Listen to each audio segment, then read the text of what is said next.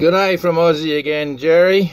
What I've done now is you can see I've upped the size of the cables to these to go to the service battery, and I've disconnected the fuse in the solar so that doesn't interfere with us, and you can see I'm getting a constant voltage and everything's working as you'd expect. That's without increasing the gauge of the cable running from the Anderson plug attached to the car. So it all looks pretty good. I'll attach the solar and you can see what's going on there.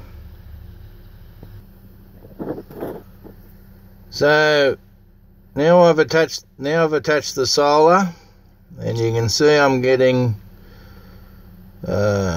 nearly 20 volts from the solar panel, unregulated, and it's uncovered, so it's doing all right on solar, and it's taken over from the alternator.